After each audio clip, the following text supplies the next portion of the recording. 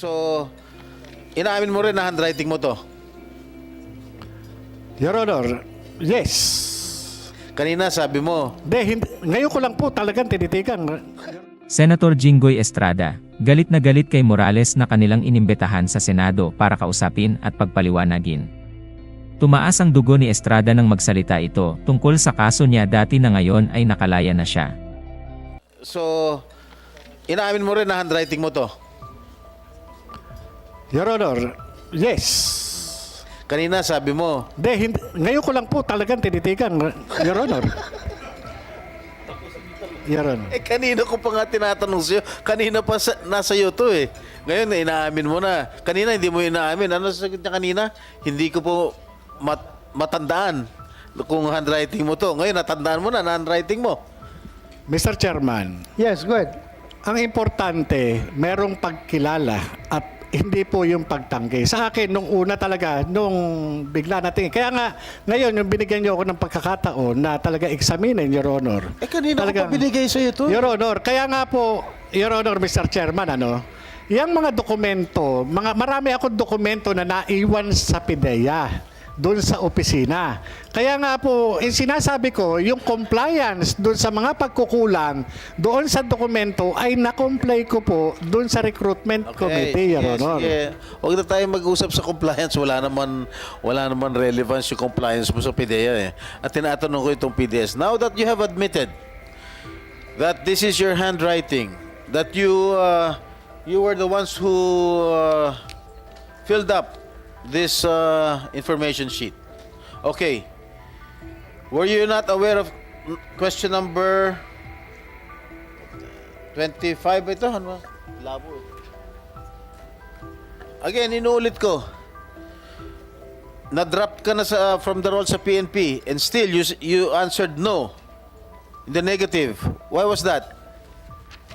Your Honor, Please. hindi yan yung official na isinabit ko doon sa PIDEA, Your Honor. Kaya nga hinahanap ko yung original. Kung sinasabi Sandali. Your Honor, Alam mo, huwag mo nang subukan na i-cite kita yung contempt, ha? Pinaiikot-ikot mo kami, pinaiikot-ikot mo itong committee to. Huwag mo subukan. Talagang sa-cite kita ng contempt. PIDEA, Yes, Your Honor. photocopy to. That is a certified true Certified copy of photocopy. the files in PIDEA, Your Honor. Oh. Why did you misrepresent yourself at sinagot mo no? Your Honor, walang misrepresentation. Dahil ang pinag-aano ko rito is yung official document na mismong tinanggap ng PIDEA. Marami po akong dokumento, personal na dokumento na naiwan sa opisina noong ako'y maalis doon sa IIS, Your Honor. Yun po ang Stop. When you answered this, when you filled up this your PDS, you knew that you were already dropped or dismissed from the service. Am I correct? Your Honor, Yes or no? yes. Yes. All right. Stop. Yeah. Yes. All right. You knew that you were already dismissed from the PNP, and why did you not answer yes dito sa sagot nito? Instead, you answered in the negative. No. Your Honor, yan po yung mga dokumento na naiwan ko dun sa PIDEA at meron po yan, Your Honor, iba po yung sinubmit. Nandyan po doon sa mga compilation ng file ko, Your Honor. Nandun sa compilation ng file. Yan po yun, Your Honor. Kung makikita lang, yung official na sinubmit ko doon sa PIDEA, makikita po roon yung mga entry. Hindi po ako nagsinungaling, nakasaad po doon. Sinabi ko po, Your Honor, during nung recruitment mismo, tinanong po ako na na-drop ka pala. Tinanong po ako nung recruitment committee. Kaya nga po, sinabi ko nga po, nag-comply ako. Tinanong pa nga ho nila ako, bakit ka na-drop? Tinanong po nila ako, bakit yung service mo ay putol? Kasi nga, lumabas po dun sa service record. Your Honor, na-comply ko po lahat. Yan pong pinipresente nyo, ito po maaari na nakuha dun sa aking file. Kaya nga, kung makukuha yung official document na pinail ko. Nakuha sa file mo. Yes, Your Honor. Paano kung nakuha sa file mo? Bakit sila nagpirma na certified true copy? Yung nga po, sir, Your Honor, hindi ko... Sandali lang. mag-certify sila ng true copy based on their own files, hindi on your personal file. No, Ano Your ang Honor. mangyari dyan? Ito, Your Honor, yung mga document na personal file ko na nandun sa PIDEA na naiwan. Kaya nga kung ang pagbabasihan natin, Your Honor, yung mismong official document na isinabmit, yun sana ang ipakita. Hindi yung ito lang na, Your Honor, na kulang. Talaga kung magkakaroon po ng kukulang yan, kaya nga po ako natanong ng recruitment committee. Sige, sandali. Upidia. Paano yan? Saan galing yung authorized, yung certified true copy nyo? From your own file o personal file niya? Sir, on the file, on the documents on file with the Human Resources Management Service, Your So, Honor. okay. So, official file ninyo yan. Yes, Your Honor. Hindi yan yung personal file niya na nakuha daw ninyo. Yes, Your Honor. We do not have any knowledge of any personal file as far as the HRS is concerned. So, that is official file. Yes, Your Honor. Okay.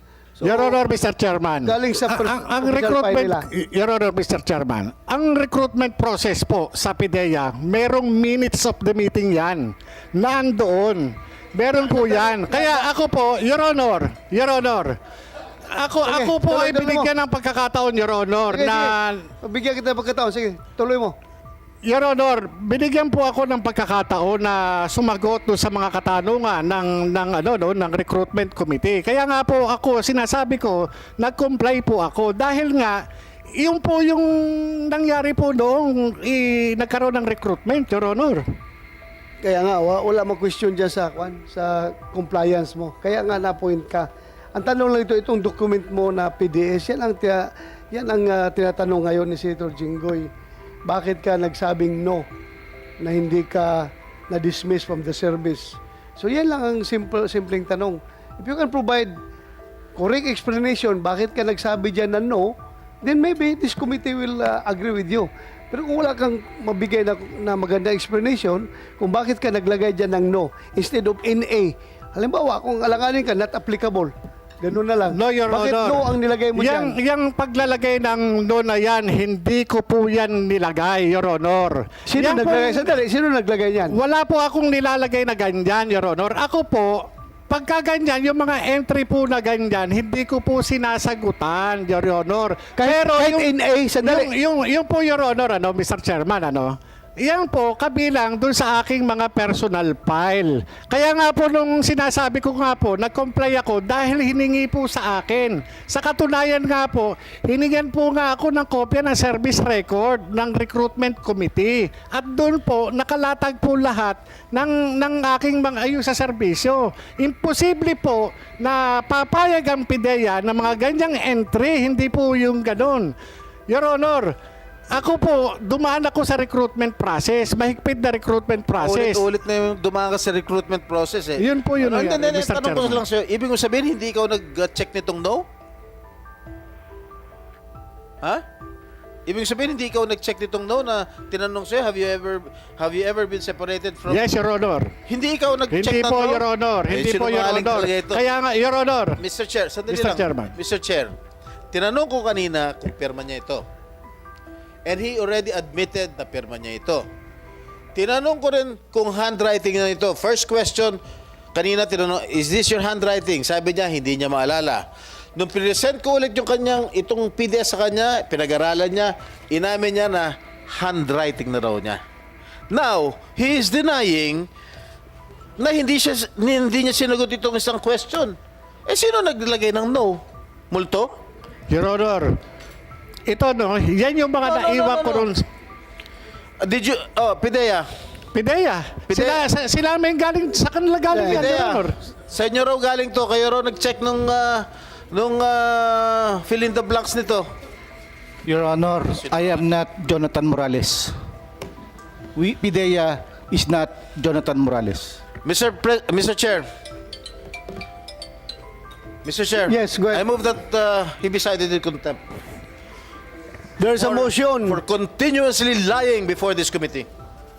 There's a motion from Senator Jinggoy Estrada that the resource person is cited in contempt. Any objection? Hearing none, Mr. Jonathan Morales is hereby cited in contempt before this committee. Bring him down. Mr. Chair, please instruct the Sergeant at Arms. Sergeant at Arms, siguruhin nyo hindi magkasamang kwarto yan dalawa, ha? Hiwalay. Thank you. Hiwalay sila. I just want to be fair in this committee. Just want to be fair and to be transparent to everyone. That's all. Hiwalay ninyo silang dalawa.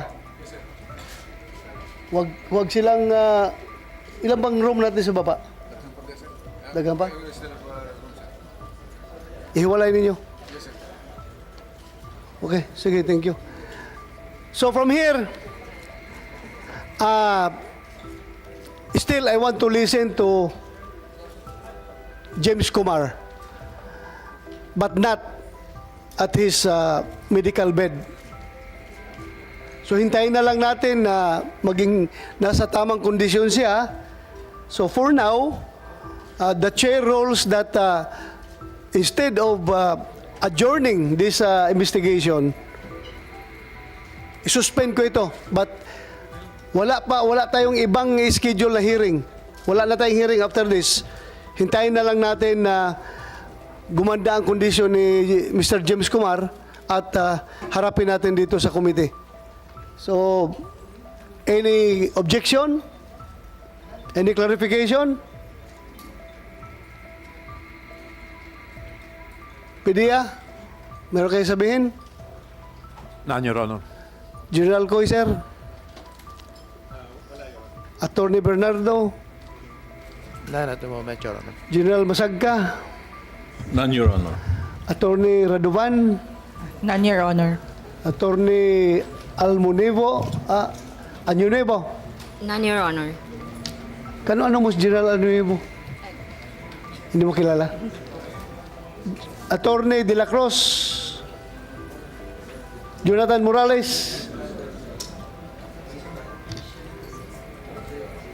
Your Honor,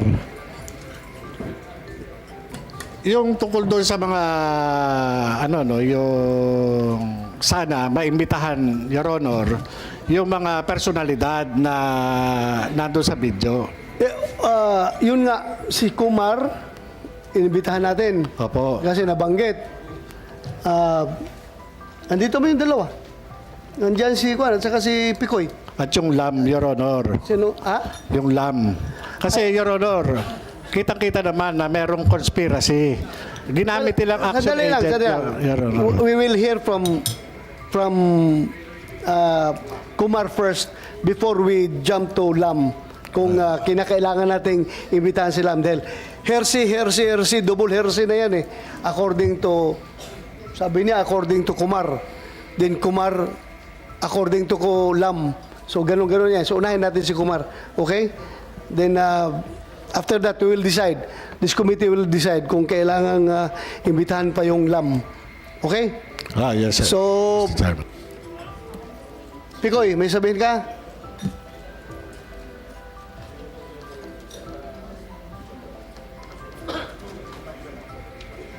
Sir, sorry po kung meron po akong nasabing hindi niyo po gusto, sir. Sorry din kung nakontem kita. Ha? Yes, sir. Sorry din kung nakontem kita. Yes, sir. Humingi sana ako ng... Magkasinabta na yung hapon ta, Picoy. Relax ka lang. Ha? Yes, sir. Sorry. Very glaring kasi. Yung hindi talaga ko niniwala na katang isip mo lang yun. So, sorry din kung nakontem kita. Okay lang? Yes, sir. Pero I stand, sir, na Okay. yung totoo is totoo. Yeah, you Yun lang stand po, to. sir. So, abogado ka? Yes, sir. May lawyer. Sir, can we still file a motion for reconsideration? Sandali, abogado ka? Yes, sir. I'm attorney Radovan. We do not entertain legal counsel here. You have just to Yes, sir. advise your client, ha? Sir, Sorry, pwede... pasensya ka na. Yan ang rules namin. Yes, sir. Sige, thank you, Picoy.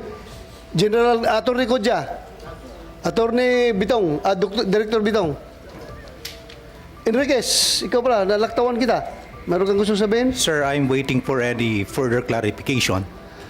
But very clear naman yung testament mo, Yes. yung testimonya mo last Yes, sir. hearing. Do I need to attend on the next hearing? Yes, kung I am here to kung okay na si Kumar, kung nasa kondisyon na, kailangan kasi ikaw ang kausap ni Picoy sa linya, so you have to be here.